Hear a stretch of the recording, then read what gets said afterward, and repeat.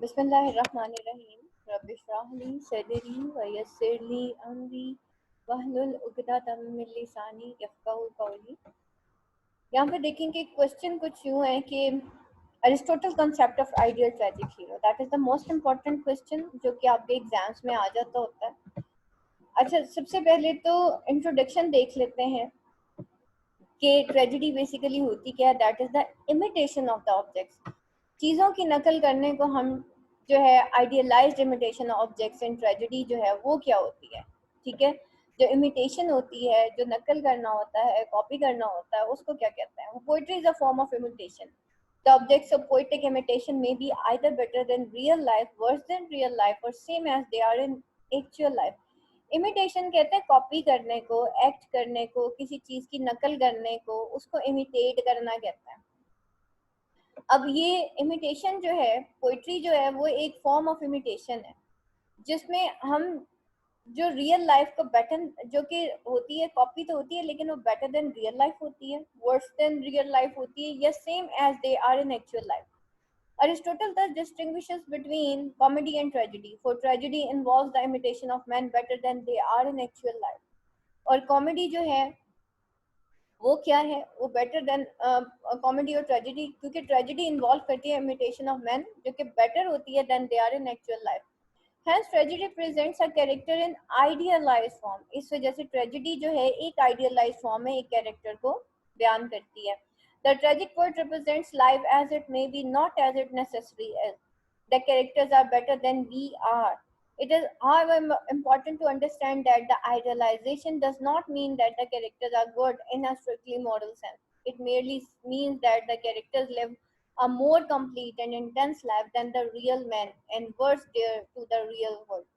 और इसका merely mean क्या है कि कैरेक्टर्स जो होते हैं वो मोर कंप्लीट लाइफ गुजारते हैं या इंटेंस लाइफ गुजारते हैं than the real men and women dare to in the real world. This is what makes the character in a tragedy awesome, as they are on a higher plane than ordinary men and women. Aristotle in his Poetics put forward a number of characteristics for the ideal tragic hero, which however have proved to be quite controversial.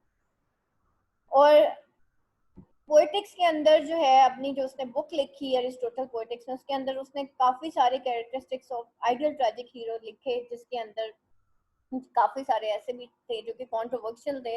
Different critics have interpreted them in different manner. The main features of the tragic characters देख लेते हैं कि क्या है। In chapter 15 Aristotle speaks of dramatic characters and the 4 points to aim at the treatment in these characters. चार main points थे जिसकी base पे उसने अपने ड्रामेटिक कैरेक्टर्स को रखा था। Number 1, that the character should be good, that should be appropriate, that they should be close to reality और ट्रू टू लाइफ। या तो वो क्लोज टू रियलिटी हो या फिर ट्रू टू लाइफ हो। Inspiring a mixed feeling of fear, wonder and reverence usually caused by something majestic. और फिर that they should be consistent, और वो जो है कंसिस्टेंट होने चाहिए, यानी कि ऐसा नहीं होना चाहिए कि वो जो कैरेक्टर है वो पल में तोला और पल में माशा हो जाए, बल्कि वो एक कंसिस्टेंट कैरेक्टर होता है। गुडनेस देख लेते हैं कि किस तरह का होना चाहिए। The first character demanded by Aristotle has struck many critics as somewhat strange and extraordinary, but it is essential to Aristotle theory, but it is very foundation for the basic sympathy in the reader or audience. सबसे पहली बात ये कि goodness होनी चाहिए, somewhat strange और extraordinary जो है, but it is essential to Aristotle theory, क्योंकि ये फाउंडेशन है फॉर द बेसिक सिंपैथी। अगर एक इंसान जो है वो गुड नहीं होगा तो उसकी रीडर की या ऑडियंस की उसकी तरफ सिंपैथी कैसे होगी, और सिंपैथी नहीं होगी तो ना तो कथारसिस होगा, ना हम पीटी एंड फियर की कंडीशन से गुजरेंगे, ना हमारे अंदर ट्रैजिक इमोशंस जो हैं वो अराउज होंगे। तो without which tragic emotions can not be evoked. ठीक है, अगर हमें किसी के साथ सिंपैथी नहीं है तो हमारे ट्रैजिक इमोशंस भी इवोक नहीं हो सकते। और the tragic player conveyed, a character is assumed good if his words and action reveal a good purpose behind him।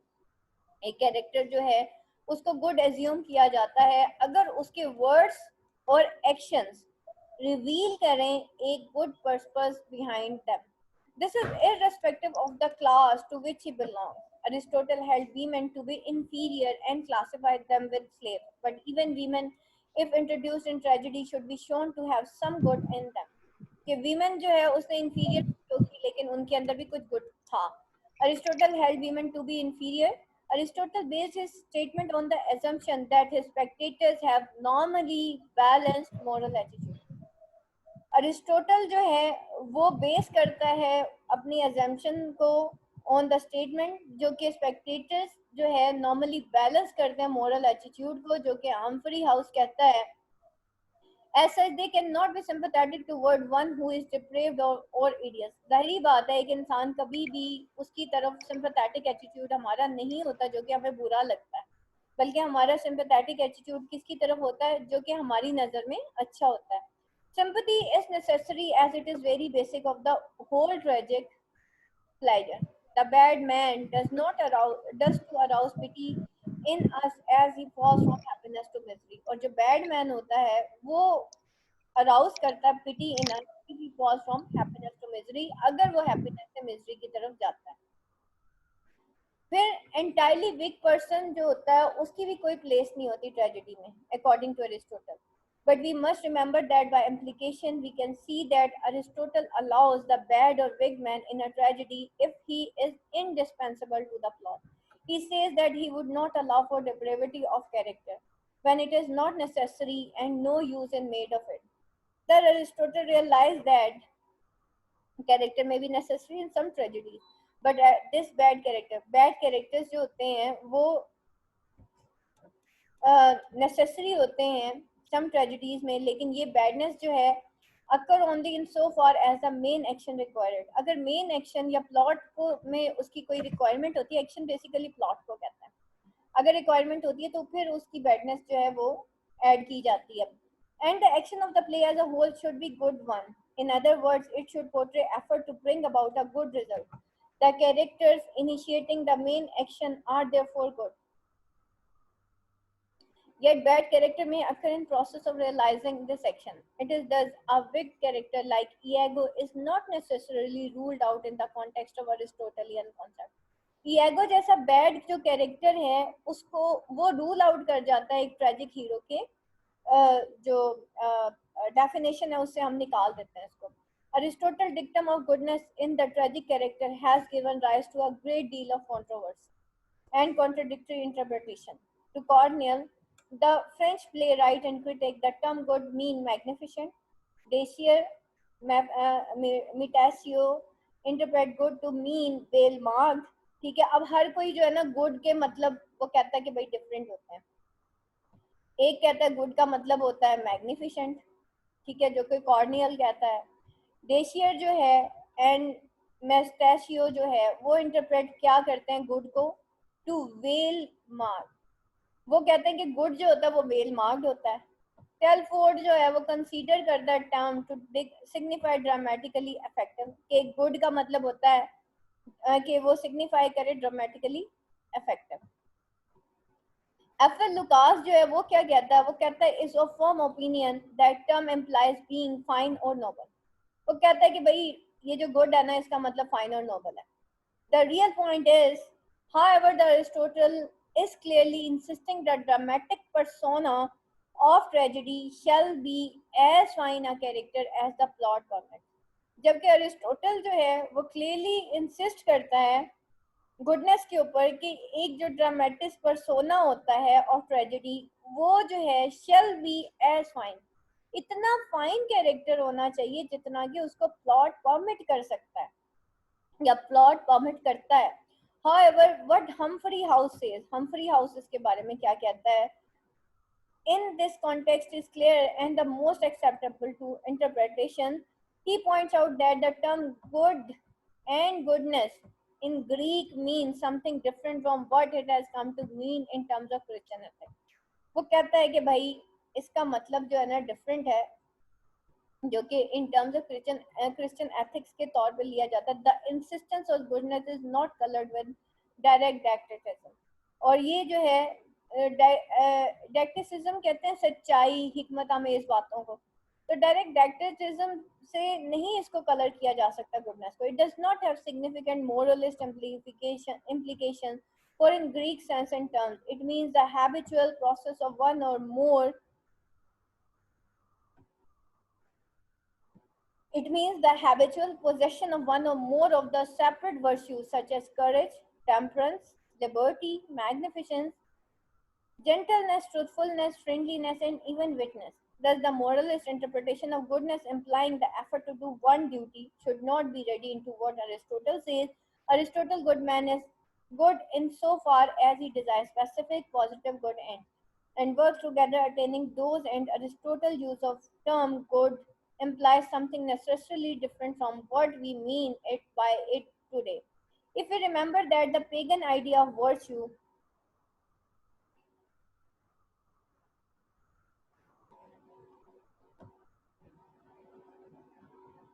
Pagan idea of virtue demands strength and intensity of character rather than purity of soul. Aristotle's words are not without force. Greek ethics had a larger element of ethics, says F.L. Lucas. The characteristic need not to be virtuous in Christian sense of term.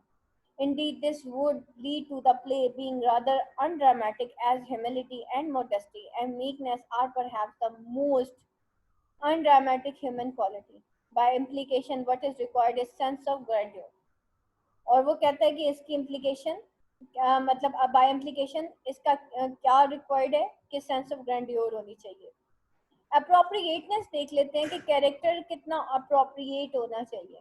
The next essential as far as character is concerned is of appropriateness.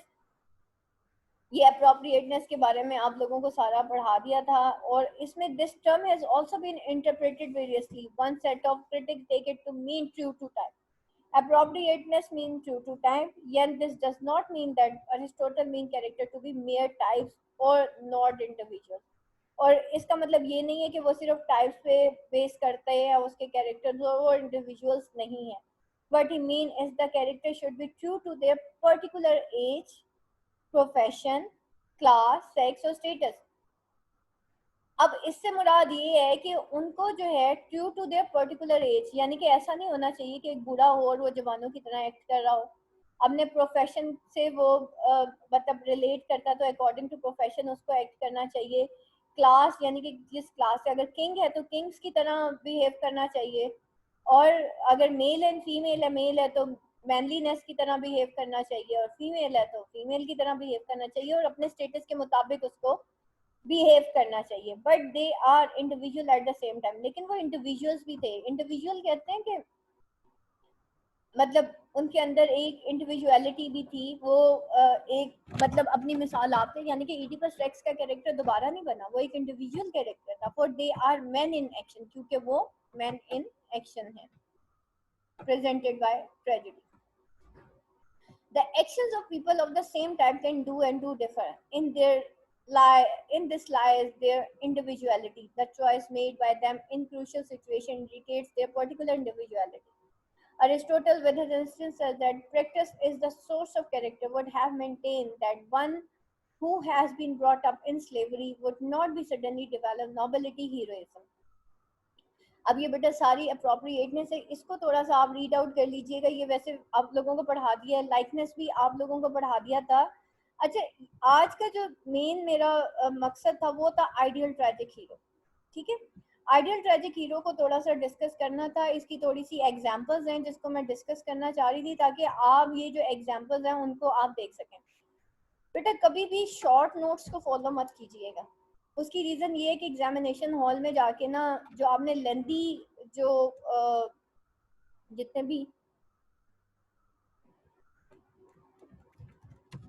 भी लेंदी notes होते हैं ना मतलब वो वैसे ही आपको आधे भूल जाते हैं. ठीक है, अगर आपने वैसे ही शॉर्ट याद किया होगा तो फिर आपका क्या बनेगा. तो 1000 वर्ड्स फिर आपके पूरे नहीं होंगे. इस वजह से हमेशा जो थोड़ा लेंदी लिखा हो ना उसको फॉलो किया करें और उसमें से सिर्फ पॉइंट्स अंडरलाइन कर लिया करें. उसका फ़ायदा ये होता है आपकी वोकैबुलरी बहुत एनहांस हो जाती है रिगार्डिंग दैट टॉपिक. और हमेशा जो टॉपिक के हिसाब से वोकैबुलरी होती है ना वो डिफर कर रही होती है.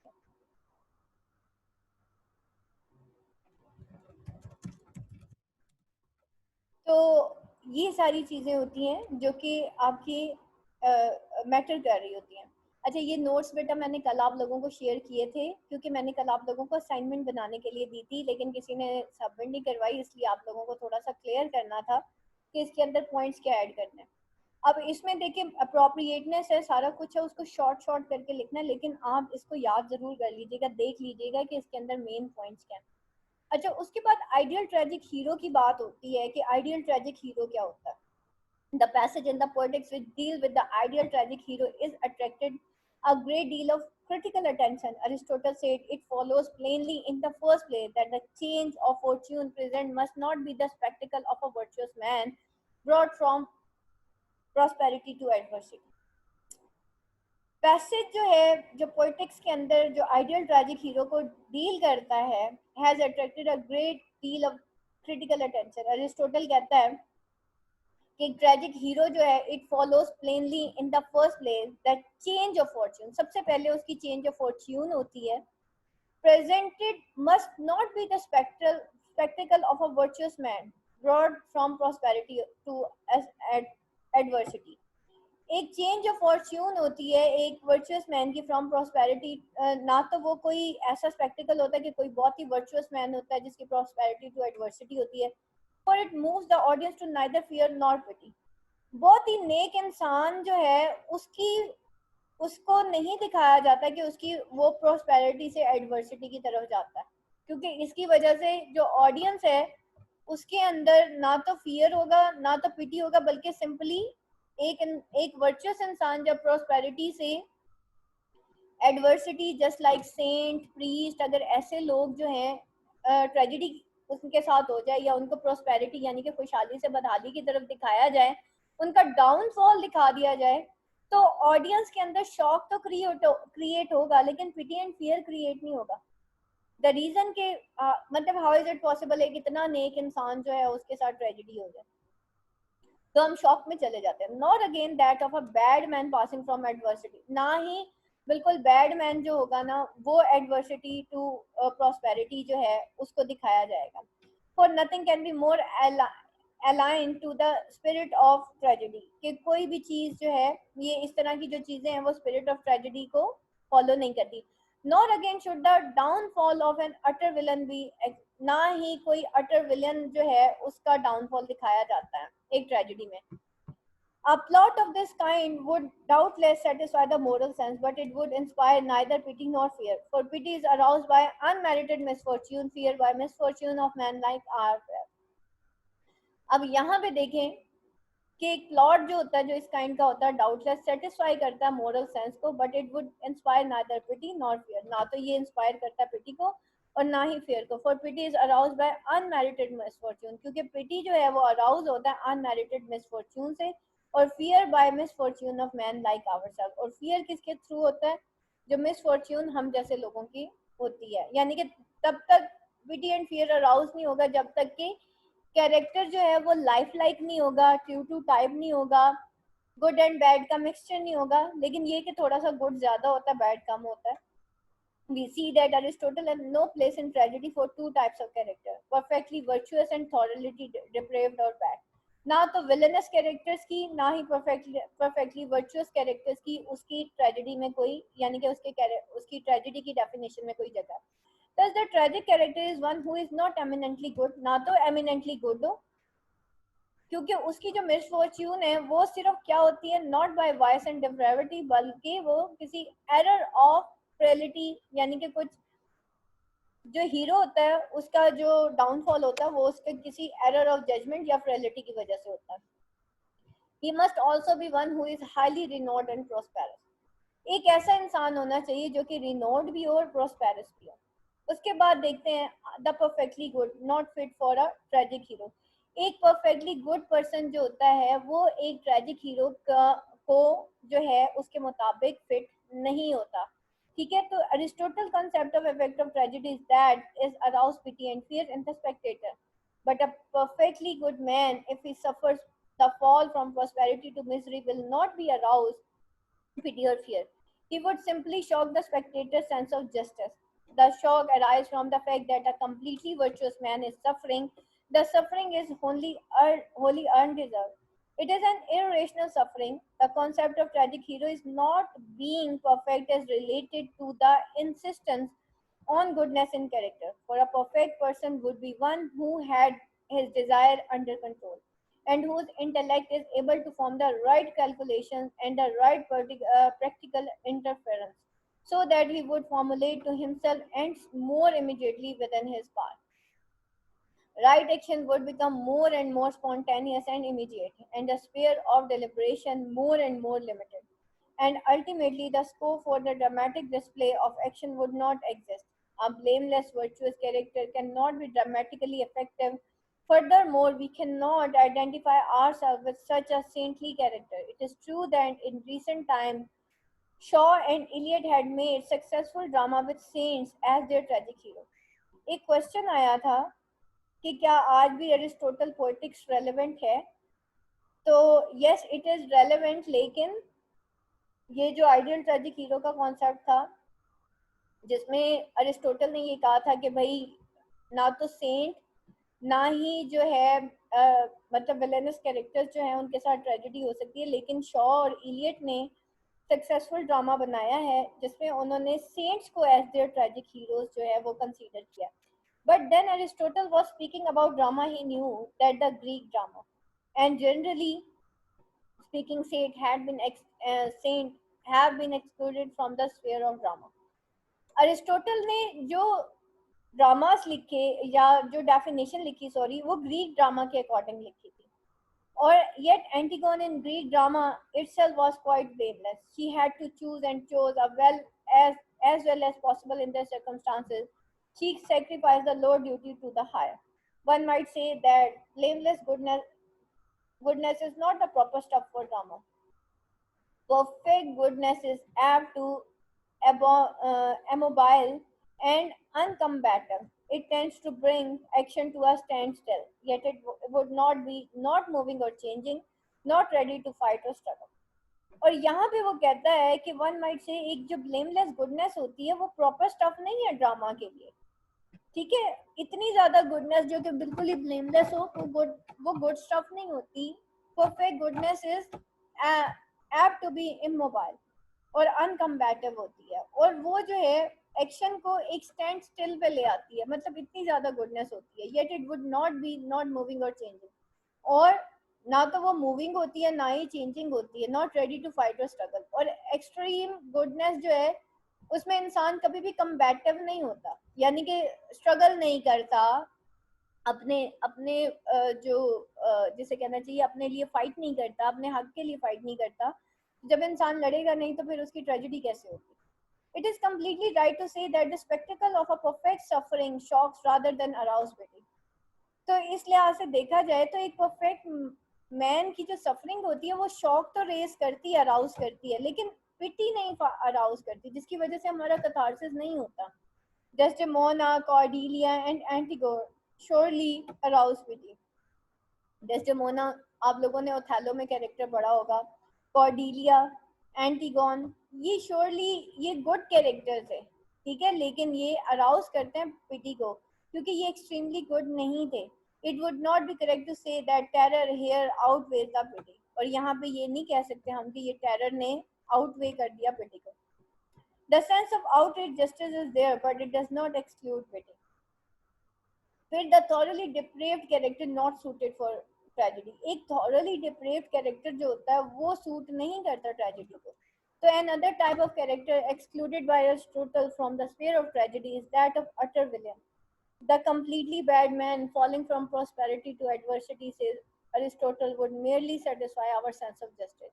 There would be no pity or fear. The suffering is deserved. We cannot feel pity for the one who suffers. ठीक है, एक ऐसा इंसान जो कि मतलब द सफरिंग इज डिजर्व्ड, तो हम जो है कभी भी फील नहीं कर सकते पिटी फॉर द वन जो कि सफर करता है. Furthermore, the sense of identification is absent, just as it is in the case of perfectly good man.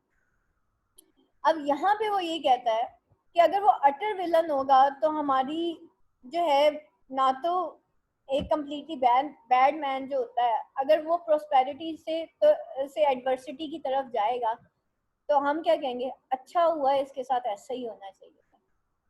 ठीक है, तो फिर वो हमारी सिंपैथी तो नहीं गेन कर सकेगा. तो जब सिंपैथी गेन नहीं करेगा तो हमारे जहन में कोई पिटी एंड फियर भी नहीं आएगा. हम कहेंगे अच्छा हुआ इसके साथ ऐसा ही होना चाहिए था. ठीक है, था ही बहुत बुरा. तो इस वजह से अटर विलन जो कैरेक्टर होता है, विलनस कैरेक्टर होता है, अगर वो प्रोस्पेरिटी से एडवर्सिटी की तरफ जाता है तो वो सेटिस्फाई तो करता है हमारा sense of justice. Sense of justice क्या होता है, इसको पोएटिक जस्टिस भी कहते हैं।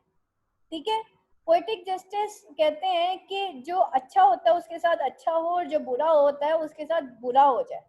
ठीक है, जो virtue should be rewarded and the vice should be punished. ठीक है, जो वर्च्यू है, नेकी है, उसको रिवॉर्ड होना चाहिए और वाइस शुड बी पनिश्ड। इसको पोएटिक जस्टिस कहते हैं और इसी को सेंस ऑफ जस्टिस भी कहते हैं। तो अगर एक अटर विलन के साथ कुछ बुरा हो जाता है तो वो हमारी सेंस ऑफ जस्टिस तो रेज करता है लेकिन पिटी एंड फियर रेज नहीं करता। फिर हम कहते हैं भाई बहुत अच्छा हुआ, इसके साथ ऐसे ही होना चाहिए। ठीक है, तो not we can tolerate the idea of bad man rising from adversity to prosperity. ना ही हम जो है टॉलरेट कर सकते हैं कि एक बैड मैन जो है वो राइज करे एडवर्सिटी से प्रोस्पेरिटी की तरफ। ठीक है, प्रोस्पेरिटी खुशहाली को कहते हैं कि वो तरक्की करे। This would be entirely aligned to tragedy says Aristotle. This is quite acceptable. It would indeed offend our sense of justice. Even the aesthetic effect would be one thing, and with this point. However, the exclusion of villain from the sphere of tragedy is somewhat debatable. In this, Aristotle seemed to show a limited vision. True crime, as crime, has no place in dramatic art, but present in an other light, it becomes valid in drama. Macbeth, अब यहाँ पे देखें, Macbeth outrages hospitality as well as loyalty by killing his guest and king. Duncan under his own roof. Webster's Vittoria is a white devil. But these people arouse pity. लेकिन ये लोग जो है pity arouse करते हैं, यानी कि वो कहते हैं कि true crime has no place in dramatic art. ठीक है, तो यहाँ पे वो इन अरिस्टोटल का जो विजन है वो लिमिटेड विजन है। ठीक है, क्राइम एज क्राइम जो है उसका ड्रामेटिक आर्ट में कोई जगह नहीं है, लेकिन वो प्रेजेंट करता है in other light, it becomes valid in drama. हमने क्या बात की थी कि क्या अरिस्टोटल पोएटिक्स आज के दौर में वैलिड है या नहीं है, आप इसको जस्टिफाई करेंगे या आप इसको रिफ्यूट करेंगे। तो यहाँ पे देखें काफी सारे वैलिड पॉइंट्स हैं बेटा जो कि आपको नोट डाउन करने हैं कि देखें अरिस्टोटल का जो, जब हम उसको आर्ग्यू करेंगे ना उसके खिलाफ, तो हम ये लिमिटेड विजन अरिस्टोटल की पोएटिक्स का देंगे कि भाई देखिए मैकबेथ जो था वो आउटरीच करता हॉस्पिटैलिटी को as well as loyalty by killing his guest in king Duncan. वो डनकन को मार देता अंडर हिज ओन रूफ, अपनी छत के नीचे। ठीक है, और वेबस्टर विक्टोरिया जो है वो एक वाइट डेविल थी। बट दीज पीपल अराउज पिटी, लेकिन ये लोग जो है पिटी अराउज करते हैं। Victoria standing undaunted before her enemies, Victoria जो है वो अपने एनिमीज के सामने अनडॉन्टेड खड़ी रहती है। लेडी मैकबेथ जो है alone and broken by her sorrow and guilt, Macbeth courageously drawing his sword in the face of certain defeat as Dunstan. All of them arouse pity, though these are such villains. हालांकि ये villains थे लेकिन ये pity arouse करते हैं। Pity as Lucas remarks is not so narrow. Lucas ये कहता है इतनी narrow नहीं है pity जितना कि अरिस्टोटल ने कह दिया। It needs, however, the genius of Shakespeare. उसके अंदर genius of Shakespeare चाहिए। और फिर वो क्या कहता है, to evolve tragic villains of this time. Only he could perhaps create a Macbeth or Richard III.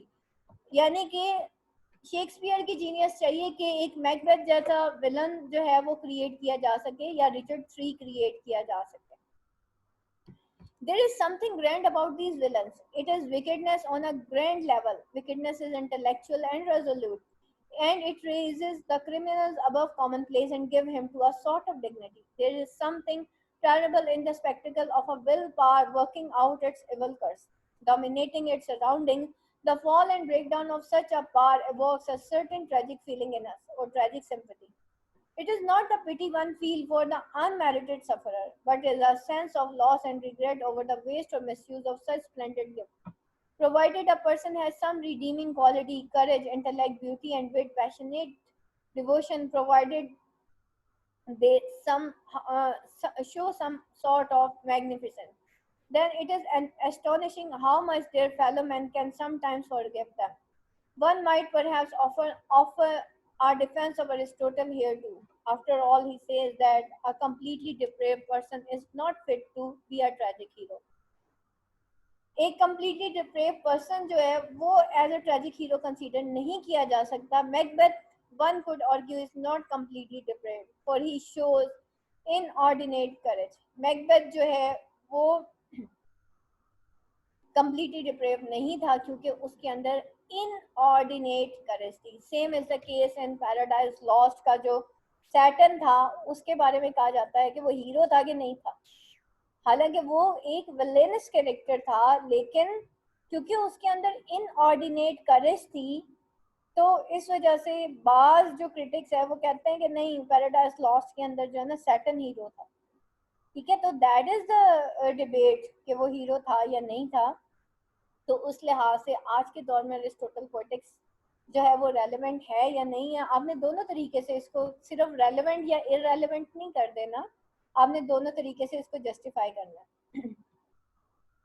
उसके बाद ट्रेजिक हीरो जो है वो इंटरमीडिएट सॉर्ट ऑफ पर्सन होता है, दरमियाना टाइप का. ठीक है, a person who stand between complete villainy and complete goodness according to Aristotle is the ideal tragic hero. He is a man like ourselves, yet he has more elevation. He is more intense person. His feelings are deeper.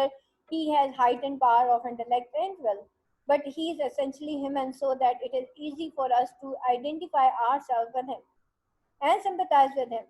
Thus, the tragic hero must be an intermediate sort of person. दरमियाने मिजाज का बंदा होना चाहिए, ना तो बहुत ही virtuous हो, ना ही वो एंड जस्ट, ना ही बिल्कुल ही जस्ट हो, वर्चुअस और just. whose misfortune is brought to on him not by vice or depravity. उसकी जो मिसफॉर्च्यून हो वो उसकी किसी बुराई की वजह से ना हो, बल्कि किसकी वजह से हो, एरर ऑफ जजमेंट या हमाशिया की वजह से हो. जो मेन डेफिनेशन है वो यही है कि इंसान की जो खता होती है, क्योंकि इंसान खता का पुतला है, वो अनजाने में कोई गलती कर बैठता है जिसकी वजह से उसका डाउनफॉल होता है. हमाशिया not a moral failing but an error of judgement. ये कोई मोरल फॉलिंग नहीं है कि इंसान टोटली डिप्रेव्ड है या बहुत बुरा है या जो भी है आपको सुन, बल्कि वो उसके एरर ऑफ जजमेंट की वजह से होता है. और हमाशिया जो है वो हमेशा 3 वेज में अराउज होता है. हमाशिया has been interpreted variously. It has come to be rather loosely interpreted as tragic flaw by Bradley. Bradley ने कहा था कि हमाशिया जो है उसको कहते हैं tragic flaw. This interpretation has stuck and has intended to confuse the true meaning of the term. Hamartia is not a moral falling. ठीक है, वो moral failing नहीं है, sorry. As the term tragic flaws implies, Aristotle make it clear hamartia is some error of judgment. Aristotle कहता है कि भाई ये खाली ट्रेजिक फ्लॉ नहीं है, ये एरर ऑफ जजमेंट है कि इंसान जजमेंट में एरर कर बैठता है. And that the fall of hero come about not because of some depravity but some error on his part. ठीक है, वो उसकी डिप्रेविटी की वजह से नहीं होता, बल्कि कुछ एरर होता है जो इंसान कर बैठता है. Critics like Butcher, Bywater, Rostangi and Lucas agree that hamartia is not a moral drawback. It may be connected with moral drawback, but it not itself a moral imperfection. ये कोई moral imperfection नहीं होती. hamartia जो है 3 तरीकों से rise होता है. The hamartia is an error or miscalculation. hamartia जो है या तो वो error होता है या वो कोई miscalculation होती है. ठीक है, it may arise in 3 ways. 3 ways में arise होती है. सबसे पहले it may be derived from an ignorance of some material fact or circumstances. ठीक है, पहली बात ये कि कुछ मटेरियल फैक्ट्स या सर्कमस्टांसेस की वजह से बहुत अराउज होती है. कल आपको स्लाइड में मैंने ये चीजें पढ़ाई थी. सेकेंडली, एरर ऑफ जजमेंट जो है वो किसी हैस्टी या careless view of given situation की वजह से होता है, किसी मटेरियल फैक्ट और सर्कमस्टांसेस की वजह से होता है. The case illustrated bye Othello. Othello के अंदर जैसे हुआ था. In this case error was avoidable but the hero does not avoid it. Othello के अंदर जो है, ओथेलो के केस में हीरो अवॉइड कर सकता था उस एरर को, लेकिन वो अवॉइड नहीं करता. Thirdly, the error may be voluntary. Error जो है वो वॉलंटरी होनी चाहिए, though not deliberate. This happen in act of anger और passion. Lear commit such an error, he banishes Cordelia. Lear ने यही गलती की थी और उसने जो है बैनिश कर दिया था कॉर्डिलिया को. In the case of Oedipus all the three errors are included. कल मैंने आप लोगों को ईडिपस रेक्स की मिसाल दी थी कि ईडिपस रेक्स के अंदर ये तीनों एरर्स जो है वो इंक्लूड करती हैं. The defect of Oedipus lies in his proud self assertion. बहुत ज्यादा वो जो है प्राउड होता है और वो बड़ा अपने आप को एरोगेंस उसके अंदर बहुत ज्यादा होता है. But the ruin brought upon him is through the force of circumstances. The hamartia in this case includes a defect of character. अब यहाँ पे circumstances की वजह से देखा जाए तो ruin उसका क्यों होता है, इसी वजह से आता है ना कि Oedipus Rex का डाउनफॉल जो है उसमें फेट इंक्लूडेड थी या फ्री विल इंक्लूडेड थी, यानी कि उसका अपना एक्शन इंक्लूडेड था, फेट इंक्लूडेड थी या circumstances इंक्लूडेड थे. तो in fact circumstances भी included थे. Hamartia in this case include a defect or character, a passionate act and ignorance. The tragic irony lies in the fact that the hero commits this error in blindness and in innocence. Irony क्या है कि hero commit करता है इस error को blindness और innocence में without any evil intention, but the result is disastrous. लेकिन उसका रिजल्ट बहुत ज्यादा डिजास्ट्रस होता है. This is closely connected with peripeteia और the production of result opposed to the one intended. और फिर जो है ये कनेक्ट करता है पैरापिटिया यानी कि डिस्कवरी यानी कि चेंज ऑफ फॉर्च्यून पैरापिटिया, और then comes the discovery of the truth, और फिर डिस्कवरी ऑफ द ट्रूथ होती है. इन दिस कनेक्शन बच्चे remarks Othello in the modern drama, Oedipus in the ancient are the two most conspicuous example of ruin wrought by character, noble indeed but not without defects, acting in dark as it seemed for the best. The eminence of tragic hero not relevant in modern context. आज के दौर में tragic hero जो है वो relevant नहीं है अगर मॉडर्न दौर के हिसाब से देखा जाए. ये ग्रीक ड्रामा के हिसाब से तो रेलेवेंट है लेकिन आज के दौर के हिसाब से नहीं. The Greek drama had for its heroes men of eminence and nobility. They held a position on exaltation in society. When such a man falls from greatness to misery, our nation as a whole is affected. The fall seems all the more striking because of the hero's ambition. The concept was acceptable and relevant in a situation in which prominent men of nobility were held to be representative of society. The concept is, however, outdated today. Modern tragedy has shown that tragedy is possible all its effectiveness even when the hero is ordinary and commonplace. Rank and nobility of birth are now irrelevant. अब जो है rank and nobility जो है irrelevant है, but the man who is tragic hero should nevertheless be a man of eminence, not of rank and position. As far as quality good goes, there has got to be some sort of dignity which makes the fall from prosperity arouse sympathy in the spectator. Conclusion देख लेते हैं. On a whole, we see that Aristotle concept of tragic hero is not unacceptable. In some ways, he has a limited vision. Tragedy is possible with Saint as Shaw and Eliot has shown, but is not a generally found fact. The tragedy is much possible with a villainous hero has been remarkably shown by Renaissance dramatists, especially Shakespeare. Further, the tragedies arise from hamartia. This too is proved by the many of errors of our best tragedies, for these are indeed what Lucas calls tragedies of error. It is the most effective of tragedies